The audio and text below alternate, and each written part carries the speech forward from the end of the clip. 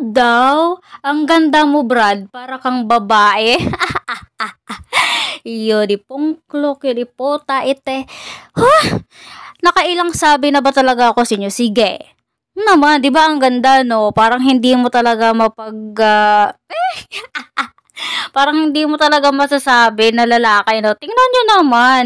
Yung kilay, nakapilik mata, yung nose line, yung lipstick, yung buhok, lalong-lalo na yung buhok sa kilikili. 'Di ba? So 'di ba, babaeng babae talaga, Brad, 'di ba? Sobrang babaeng babae talaga yung dating. Yung kamay, yung mga kamay, yung daliri, 'di ba? Oh shit, what the fuck? Babaeng babae talaga. Tingnan mo 'yan.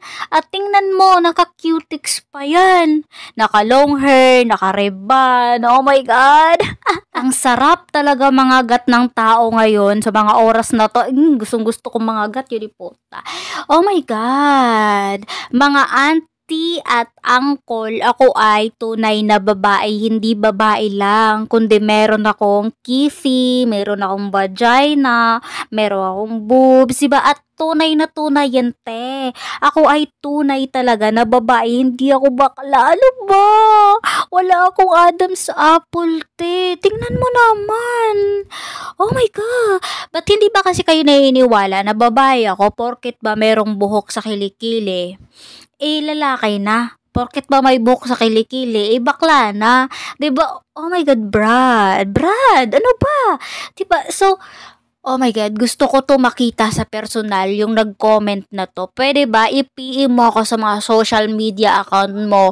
At, oh my God, isend mo yung location mo sa akin. Akala ko ba yung mga lalaki ay marunong tumingin ng tunay na babae? Eh, hindi naman pala. Hala, ano ba yan? Tuturuan ko pa ba kayo? Explain ko ba sa inyo kung ano yung tunay na babae at sa tunay na lalaki? Yung tunay na babae, nakikita nyo po yan sa mga daliri niya at sa kanyang kamao. Nakikita nyo yan sa shape ng balikat at sa shape ng balikat ng mga kalalakihan, magkakaiba.